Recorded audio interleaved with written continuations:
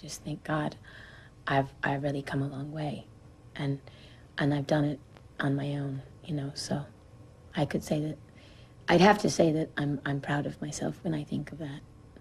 Done it on your own. Does that mean that you believe you've had to rely on yourself all Absolutely. the time? Yeah. That you are just you, that there's nothing else around you that you've had to Well, I didn't have internalize. a family member in the business that brought me in and helped me out. I didn't have anyone around me when I was growing up really saying that this is what I should do. I didn't have some Svengali-like person coming into my life, like A Star Is Born, and saying, I'll help you along the way, or I will create you, or whatever. I did it on my own, and I didn't have any money, so. The thing was that I got accepted to, I got a scholarship at a dance school in New York. When I first moved there, it was just like, I went there on a chance. I didn't know anybody, I didn't know I was going to get into the school, and I auditioned and I got it, so that was my first big break. I went through working with a series of bands and musicians, and nothing really seemed to work out right. Like, I couldn't get any record company interested in me, so I just abandoned the whole idea of working with bands and trying to get the record people to come to the club to see me. And I made a demo tape with another musician, and between the two of us we could write and play enough instruments to do it on our own. That way we didn't have to deal with a lot of different egos and personalities. And then I started hanging out in the DJ booth of like discotheques, hanging out, getting to the DJs, because I know that record company people come to the clubs to listen to promote albums, and also to listen to stuff that the DJs bring, because they pick up stuff before anybody does. Right. So I gave my tape to a DJ, and then he played it one night in the club, and then it just so happened that someone was there from the record label, and they signed me. Oh, yeah. Just from curiosity, how much did it cost to make the first demo? How much did it cost to make the first demo? I don't know, like was your $10. $10? However much the tape cost. Oh. And like, you know. You mean you recorded that in your house or something? I recorded in someone's studio. We had the keys. We snuck in at night. You got into the Alvin Ailey dance troupe. Junior company. Junior company? Never made it to the first company. Yeah. But I mean, still, I mean, that's quite an accomplishment, because I mean, that's not an easy troupe to get into. Nope. And so what was that experience like for you? But the audition? Yeah, well, the actual troupe and... Well, that's originally when I went to New York, that my very first dream was to get into the Alvin Ailey Dance Company. Right. And I literally went there and had no money and no place to stay and no friends, and the day before the audition.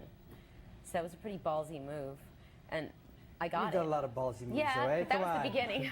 That was the beginning? Yeah, and it was very nerve-wracking, but like my whole life was hinging on getting into that company.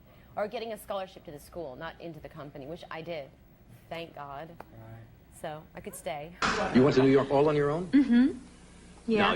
No, I don't understand that. Here you say you had to be home by 9:30 when you're living with your folks. Yeah. And all of a sudden your dad said, Oh, he didn't say take go off ahead. to New York? I didn't have his blessing. Oh. No, I just left. Was it an unhappy situation? Well, no. I mean, he wasn't cursing me or anything. He wanted, I got a scholarship to go to the University of Michigan, and he wanted me to do that. Mm-hmm. I can understand that. And, you know, I just said I wanted to go to New York and be a dancer, and that's not really something you can bank on. And so he wasn't thrilled about that, but I went anyways. And now? And now here I am, and I'm not sorry I did it. Yeah. I first encountered Madonna at the University of Michigan at a scholarship audition for the American Dance Festival. We had about 80 dancers, and I saw among the 80 this very thin, dark little girl pushing herself around, working very hard, and I thought, that's interesting, let's take her. Toward the end of the course, she said to me, do you think you're going to need any dancers in New York? I said, Madonna, you've got to go home to Michigan first. And how are you going to get to New York? And how are you going to live there? She said, don't worry. She was young, and she was determined to do it right and well. November rolled around, and I was teaching a class, and the door opened, and there was Madonna. She had come. One day she came in with a sweater cut from the neck all the way down to below the waist. Cut. and a safety pin about a foot long holding this garment together, but it was dripping off of one shoulder. And I looked at her back, and I thought to myself, she's going to do something someday. I got her a job at the Russian tea room in the cloakroom. The arrangement was that they would feed her because I was really worried about how she was going to eat in New York. Tell me about your days as a waitress. Somebody told me you were a waitress at one time. Yeah, but I wasn't really good. Yeah. A lot of actors, I don't know why, I guess, so they can do that and then still Well, I wasn't look like for a work? waitress at like nice restaurants. I could only get jobs in Where'd this happen, Detroit, in Michigan? Or no New York. In New York City? No, like Dunkin' Donuts and They have waitresses at Dunkin' Donuts? Well, yeah, there's like a counter where you have coffee and donuts. Yeah. Yeah. You can't go too far wrong with coffee and donuts. I know, but I was playing with the jelly squirter machine one day. And I got fired. Playing with a jelly squirter. Yeah, there wasn't any donuts. I just kept pushing the jelly squirter. So that didn't last long? No. What else do you do for a living? Did I do for a living? Yeah. Well, I worked as a hat check girl at the Russian tea room for a while. That was fun, because I got to meet lots of celebrities and stuff. When I was a young, starstruck girl. Well, you're not going to believe this, but I did nude modeling. When I first moved to New York, I was a teenager. It was 1979, and New York was a very scary place. In the first year, I was held up at gunpoint, raped on a rooftop with a knife digging into my throat, and I had my apartment broken into and robbed so many times, I just stopped locking the door. In the years to follow, I lost almost every friend I had to AIDS or drugs or gunshot. As you can imagine, all these unexpected events not only helped me become the daring woman that stands before you, but it also reminded me that I am vulnerable. And in life, there is no real safety except self-belief. And he kicked the door open. And he said, "Take your clothes off and lie down." And he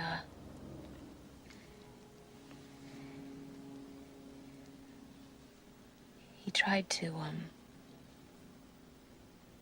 rape me, but I guess my body was so rigid that he couldn't.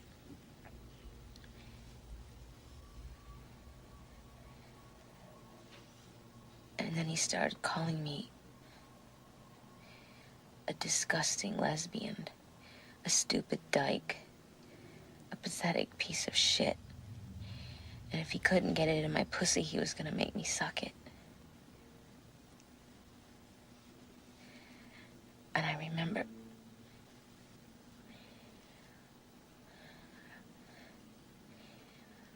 I don't know what I remember. I just remember this horrible choking feeling.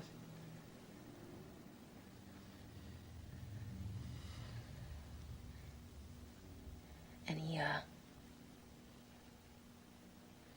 all of a sudden he got up and then he dragged me over to the side of the roof by my hair. And he held the knife against my throat. And he said, "I don't know if I should slit your throat or push you off the building."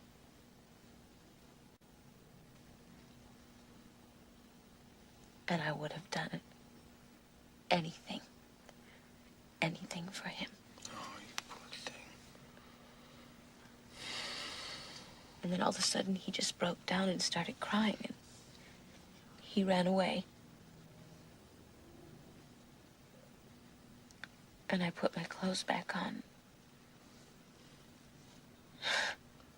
And I walked home.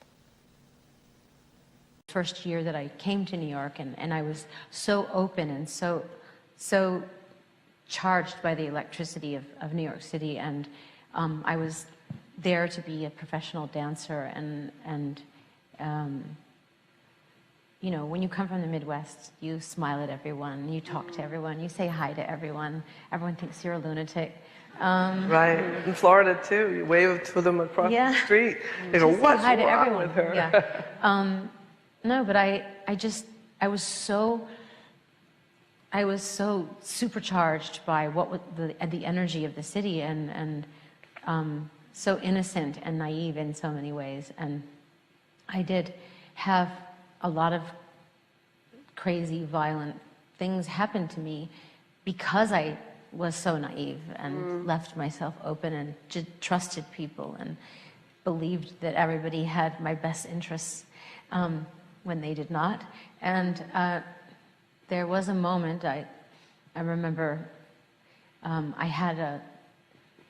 I was raped, and I remember going back home and sitting in my room, and I had this very, very tiny bedroom, and my window opened up to a brick wall, and I had some postcards of Frida Kahlo on my wall, she was one of my muses, and I remember sitting in my bed, like kind of in a state of paralysis, like what can I do? What can I do? Like this is a pivotal moment in my life. Should I stay or should I go? Like, can I take this? Is this going to be my life? You know, and a dove came down through the this narrow passageway and landed on my windowsill. And I just thought that was an omen. It was? That I should stay and have hope. And I did, and I stuck around, and I just got more abuse. So I started going to auditions, and of course being rejected again because I was too short. All the women in the chorus were gigantic. Long legs. They're really long legs, and I was like a midget compared to them. So I finally went to this audition, and I danced every dance routine, and then they asked me to sing all these songs, and then they made me come back, and then they made me dance with this guy, and then they made me sing another song, and it went on for hours and hours and hours, and I thought, oh, enough already, just hurry up and reject me. And then they didn't say anything, and they said, thanks, we'll call you, the usual thing they always say. And then that night, this French guy called me, he was one of the producers of the show, and he said, well, you didn't get the job. And I said, well, what are you calling me for then? He said, well, we want to make you a star. So, you know, we think that you are really special. And I was like, you do? So they took me to Paris. They were French record producers, and they put me in the studio with all of these like record producer guys, and they gave me all this money, and they put me in a really posh apartment, and I had a car and a driver, and I freaked out because I went from having nothing to having everything. I'm sorry, is this too long, this story? No. And it's a very nice tie, by the way. Thank you. Anyway, kind of long story short, I was there for 6 months, and I realized at that time that I did want to be a singer, but I didn't want to be made into a singer. I didn't want to be part of a factory. I wanted to go back to New York and learn how to write music and play an instrument myself without all these rich people behind me pulling my strings like a marionette. I wanted to earn it. So I said, you know, I made up this big fat lie, and I said, oh, I really miss my friends in New York. I'm going to go back and visit them just for a few weeks. And they said, okay, see you in 2 weeks. And I went back to New York, and I never came back. And I'm very grateful to them because they made me realize when I was in Paris that I wanted to be a singer, but I realized that I couldn't be given it. I had to earn it. But that's a very mature judgment to make, isn't it? And yes, well, I have had moments of maturity in my life. I'm sure you have. But I mean, She came to me one day, and she said, you know, this dancing is difficult. I think I'd like to be a rock singer. She said, a friend of mine is writing some songs, and we're going to audition them. There's an agent here from Paris. And she left, and I thought, sure, okay, fine. She came back the next day, and she said, you know, they took us, and I'm going to Paris next week. I never saw her after that. We went to a place called Hurrah up on the west side on a Tuesday night when it was empty. I was kind of a beats-oriented dancer, you know, but she was like, you know, twirling around, and leg around her neck, and, you know, then spinning and all that. So it was a little frightening to be in the middle of a dance floor with no one else there, and she's kind of working the floor very nicely, and I was kind of in my place. Meeting Dan was to be a turning point in her life. I taught Madonna everything she knows. No, you know what I did? I took a guitar, I tuned it to an open E. You know how you do that? You just, you know how you put your fingers on the guitar to make a chord? Well, you can tune the guitar so that you can just strum it open and it plays a nice E chord, which enabled her to put her finger, so jinga, jinga, jinga, jinga, jinga, jinga, jinga, jinga. In fact, her first song she wrote was with those two little chords. It was again and again, over and over, again and again, over and over, which, you know, it was a nice little pop song. Dan and Madonna formed a band, Breakfast Club. She started on drums, but it soon became clear she wanted to be at the front of the stage. She'd be out there with the mic, right in their face, and she would do things that people would like. Nothing heavy duty, but, you know, sexy. And remember, she was 19 when she got to New York. It's like you're a new person every 6 months. Breakfast Club were doing a few gigs, but as soon as she got hold of the microphone, the inevitable creative tensions began to take their toll. It's hard enough breaking a band up. That's like being married to like 4 different people. But, you know, and then if one of them is also a romantic connection, it wasn't easy, but it was gentle. But it was all kind of mixed up. It was hard to separate anything, the music from the personal stuff. Once again, it seemed that her will was the only vehicle she had to keep her going. Madonna formed a new band, taking half of Breakfast Club with her, and Homeless moved into their rehearsal room. After she'd moved to New York, I found out that she wasn't studying dance anymore. She was in a band. I called Madonna to say, hey, I'm coming to New York. She had this band. She said, well, I need a drummer. I've got a set full of tunes, and I actually have gigs. Now, I don't think she really did have the gigs at the time. We hooked up on the corner of 38th Street and 8th Avenue. There's this building converted to rehearsal studios. Madonna had secured a lock, and we went up, and she played me the songs that they had, and we just kind of jammed the first day.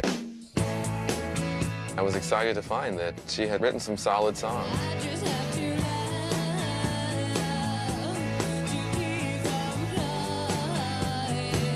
So I think we should go in and check it out. Hi! Okay, so this is the freight elevator, which is not actually the elevator I used to ride up in. Sometimes I did, because I started as a drummer, and this is the elevator I used to park my drums in, break down all the equipment, put it in here. Right. So I just came in here and I started to live and rehearse all in the same room. There were 3 other people in the band, so we split the costs between us, and then we shared the room with another band. So it was actually split 8 ways.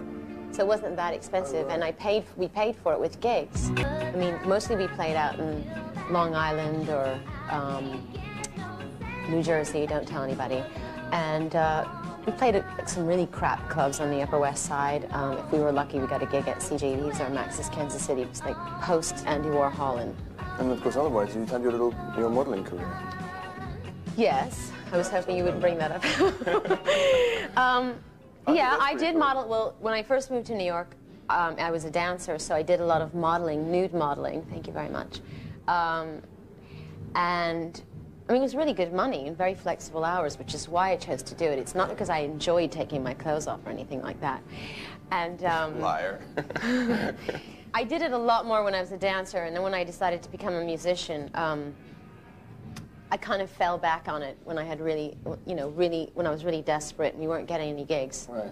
I would just, Do it as a last resort. shoot on down to the new school and throw off my clothes, right. and pose for 3 hours and make some good money and then get back here to rehearse. When I first became famous, there were nude photos of me in Playboy and Penthouse magazine.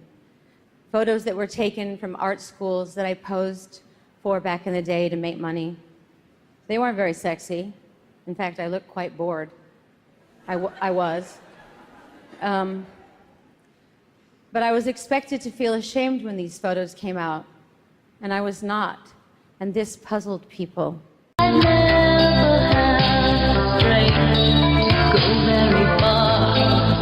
God knows I never thought I was going to become famous and that those photographs were going to show up in magazines all around the world. But, I said, hey, this is what happened and there's nothing I can do about it. She had the best answer. It was, what did it say? It said Madonna on nude pics. So what? I thought that was just classic. That was the way to handle that. So what? Next. So here's the sink. Cold water only. Try not to feel sorry for me. Look, I used to come in here like this, okay? Hell for shaving anyway, cold water. Because you can't even turn, you've got to hold the faucet on like that, so you've got to like this. You know what I mean? Like, really embarrassing. And how many years were you here for, roughly? On and off? God.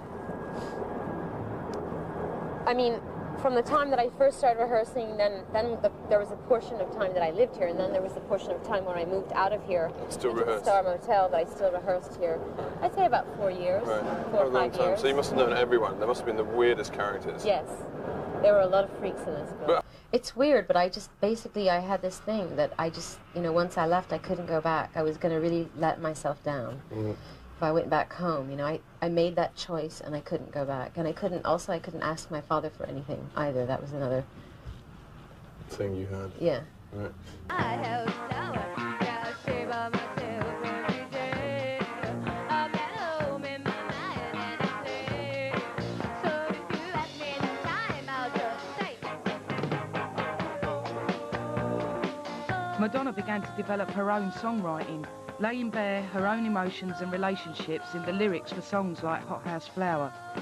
Her private and public persona were beginning to merge. Shut the fuck up! Without a manager, it was down to Madonna to find the band work. She kept them busy on the club circuit. If you define gigging as taking the subway to the show with your drums and getting paid about $7 or so, yeah, we were gigging. The magnetism theory of rock and roll is that, get really good and find a record label A&R person that would say, oh, you guys are the cat's meow, and we kind of sucked. I mean, we didn't suck bad, but we weren't that good. After a crashing, thunderous ending, there'd be, you kind of hear that. 3 or 4 people's hands clapping. Mean and desperate hours. We basically were eating yogurt and should we put the peanuts in the yogurt or have them as an appetizer? At some point, Camille Barbone came into the picture. Camille had an office and studios in the same music building. Her partner, Adam, ran into Madonna in the elevator. I was downstairs waiting for one of our clients to arrive, and then Madonna was just kind of skipping through the lobby and inadvertently gave me some flirtatious little remark how I resembled John Lennon. I certainly immediately thought, what does she want from me? Madonna had asked me if I knew anybody that could help her or further her in her career. She had an energy about her. I don't think she was going anywhere with Emmy. So I said possibly. I got her studio number and I spoke to my partner. Camille also liked what she saw. Camille and Adam were partners in this production company. Their focus was developing new acts. It was like watching a kid play when she went into the studio. She was always just beaming. Camille seemed to be the Svengali of the situation, where she was like the teacher. Okay, this is how you're going to be. You're a rock star now. You're not like in the band anymore. You're the star, they're the band. Camille had sort of convinced Madonna that she would represent her, but she didn't want to keep her band. She just wanted Madonna. So that was the end of that.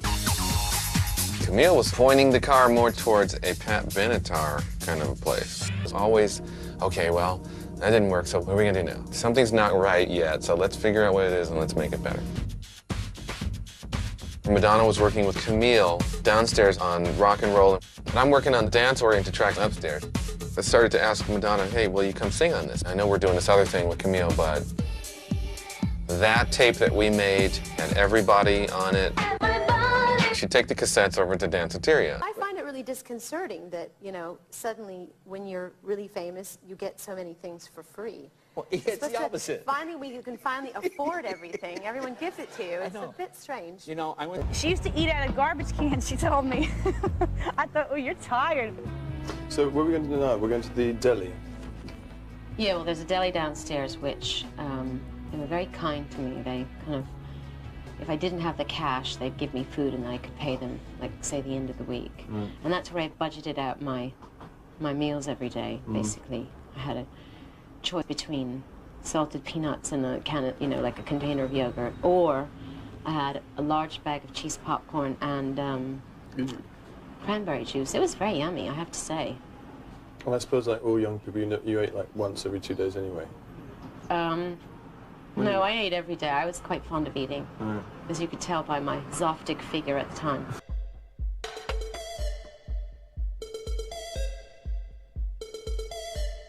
Once I got a record deal, and I moved to the Lower East Side, and I started hanging out with that whole downtown art scene. Right. I mean, everybody. I mean, I had a huge group of friends, and Danceteria, I met so many friends, Debbie Mazar and Maripol. I used to work at a nightclub for some extra money in the evening, and it was called Danceteria. Oh, I remember that. Yeah, she would come into the elevator, and she was this kind of cute girl, but she had this real presence, and she said to me, hey, you want to dance this song with me? And I'm like, yeah. I parked the elevator and got out on the dance floor.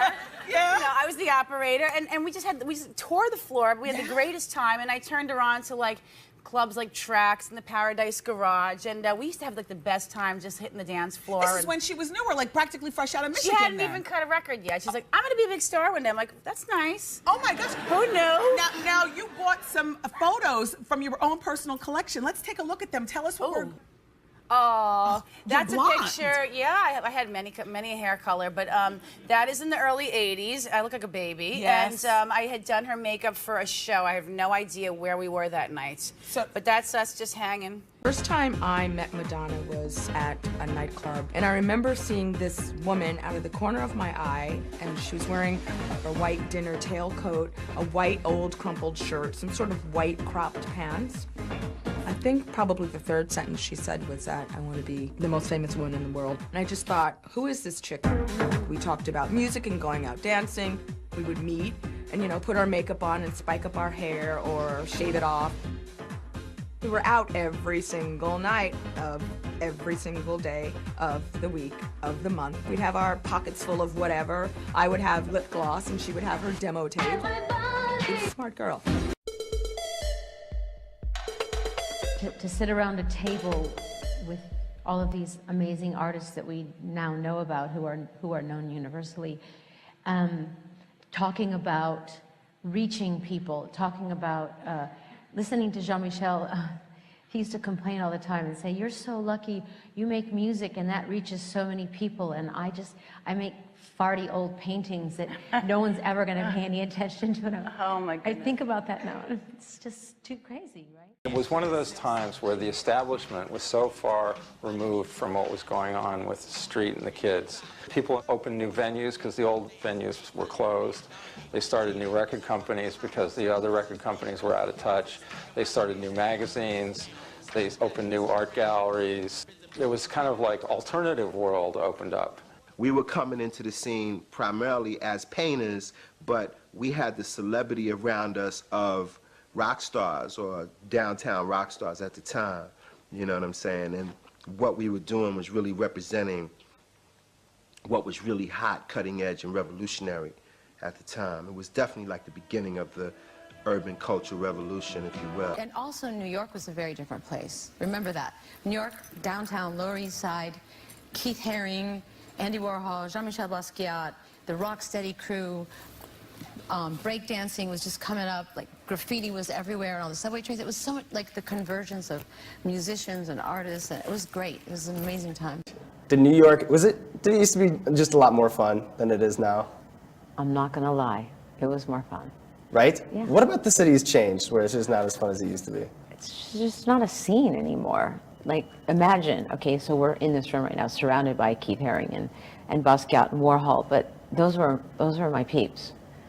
We hung out together, and we came up together, and we were making art at the same time together, and we shared ideas together. Their art was on the street and accessible to everybody, and I don't know, that doesn't exist anymore. Right, because art and pop used to have... synergy. And now they don't, do they?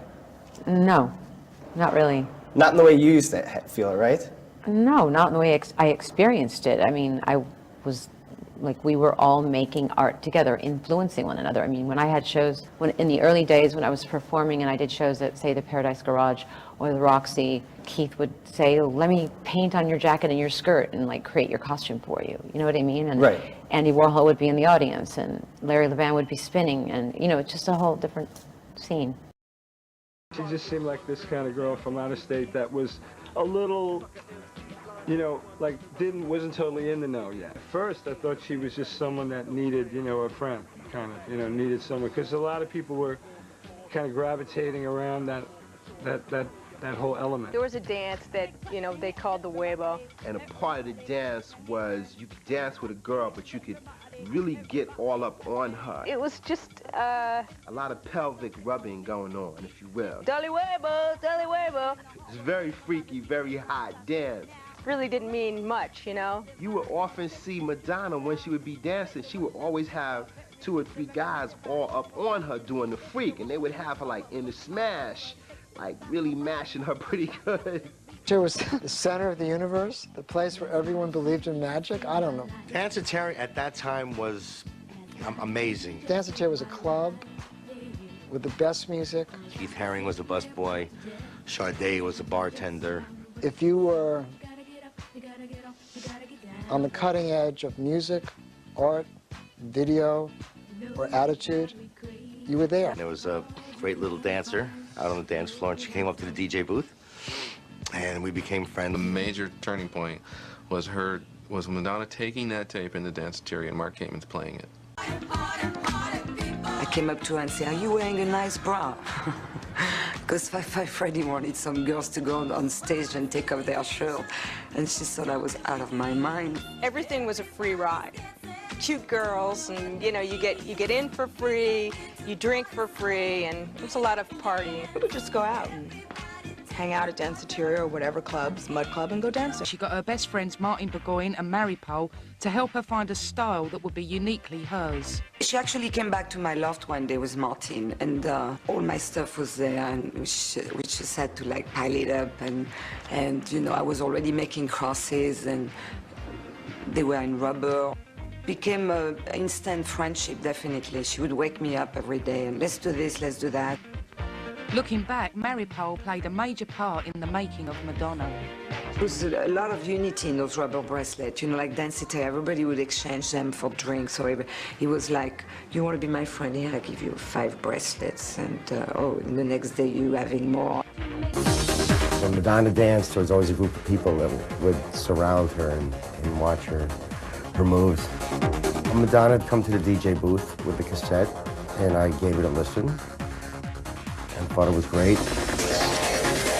I remember being on the second floor and hearing her demo tape and dancing to it and feeling really high and happy. I liked it, and the floor liked it. People didn't say, "What the hell is this?" These tapes were going over real well at the club. I was doing A&R at Island Records, and I played the song for Chris Blackwell, who passed on Madonna. Also at the time, I had just finished working with David Byrne of the Talking Heads, so I had a relationship with the people up at Sire. I gave him $18,000. I said, you know, try to bring me 4 or 5 or 6 demos, and the 3rd or 4th thing that he brought me was Madonna. I was in the hospital, and I was so blown away by the one song, Everybody, that I asked him to bring Madonna to the hospital. She was there to get a deal, and she got one. I mean, she couldn't have cared at that point if I was laying in a coffin, as long as my hand was out and I could, you know, sign. It's true, I did walk in there with like a big boom box. Okay, so basically when I lived here, there was a lot of drugs being sold on the street. So there were kids everywhere that were kind of like lookouts for all the drug dealers. And every time the cops would drive by, they would whistle this certain whistle. And then, you know, everybody would know there was a cop, so. And a couple of the kids that were lookouts were, lived in my building, actually. I befriended them. So they kind of protected me, and they'd walk me down the street and stuff at night. They were really sweet. And basically ruined my love life, because they would also never let my boyfriends get up the stairs without robbing them at knife. Really? Yeah, knife point. Hello. John, hi. Do you remember which floor I used to live on? That's great. The 4th floor, yeah, exactly. So I can't remember. I think I lived here for a couple of years in this building. Right. And then actually my apartment got robbed. Did you know that? Yeah, I think I do. I used to know Sleep and Manny and Eddie and all those guys. Johnny. Yes, Johnny. Yeah, I remember all of Bad boy Johnny. So in that room, in my apartment, so I had all my synthesizers all stacked up in my 404 drum machine, very important. and my tape player, and that's where I did all of my original recordings. And I used to let all those kids I was telling you about on the streets come in and play music in here. And I guess one of them decided to turn on me. And they broke in when I wasn't here one night, and they took all of my music equipment. Oh my God. Yeah, and then I had to leave, and I thought they were my friends. It was kind of depressing. This is the stoop that I kind of got discovered on. Right. I was sitting out here with two of the kids that was in the building, and it was a hot summer day, and this photographer comes walking down the street and asked us if he could take our photograph, and we said yeah, and he asked me for my phone number as well, and I gave it to him, and then the next day, like a couple days later, he rang me up and he said that his mother wanted to meet me, and it turns out that his mother was a casting director, and she worked with Martin Scorsese, and she was also really good friends with Barbra Streisand, so that's kind of how I got into the whole acting thing. And angry and upset about was that people never really gave Madonna credit for her insight into music and her sincerity as far as R&B and that vibe is concerned. I remember Madonna spending time with the kids on this block and giving them attention that they so desperately needed. Walking down Avenue A, and about 20 steps ahead of me were these 3 young Puerto Rican girls. They were really hot and sexy. I was watching them walk down the street, and they had a little boombox with them. And I remember I was watching them, and I was like, whatever this record is, these girls were really into it. You know what I mean? They were singing and walking, switching down the street. And as I got a little closer to them, I realized that that was Madonna's record. Up until then, Madonna was never shown. Photographs are not released. People thought she was a black singer. I remember when people first heard the name Madonna and then also first heard the songs, they thought she was African American. They didn't know she was a white girl from Detroit.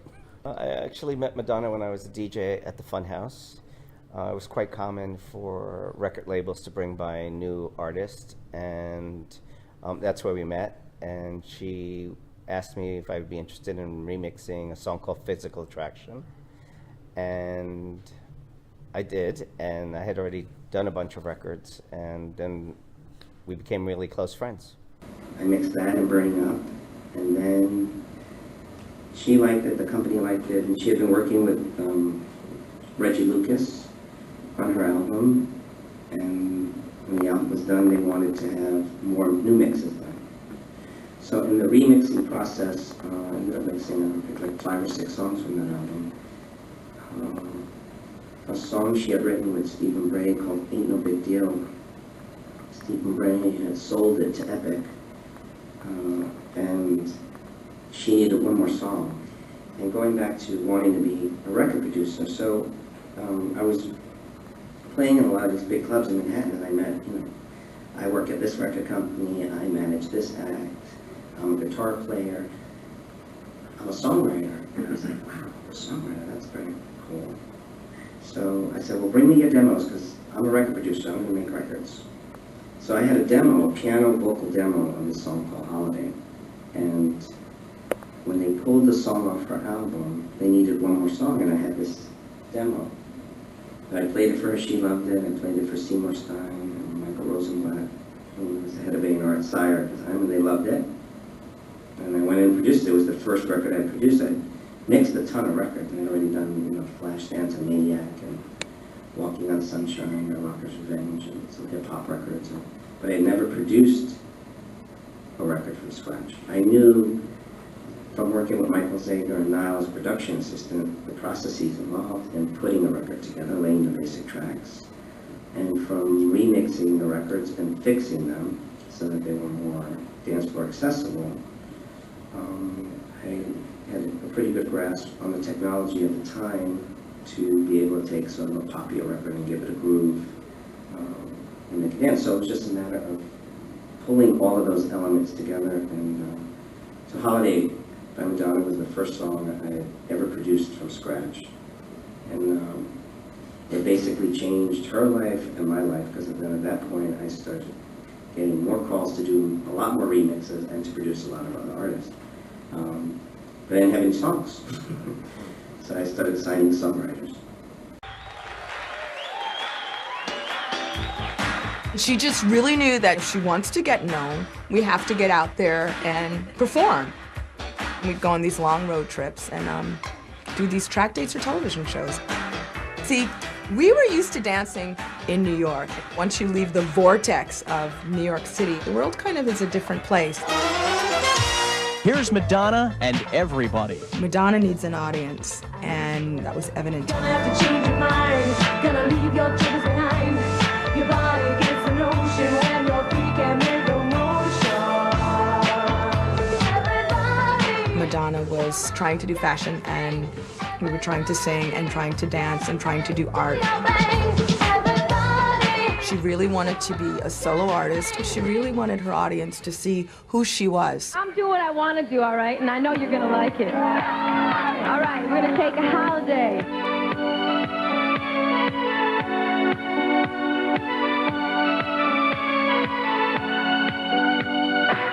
Come on, I can't hear you. Ooh, yeah.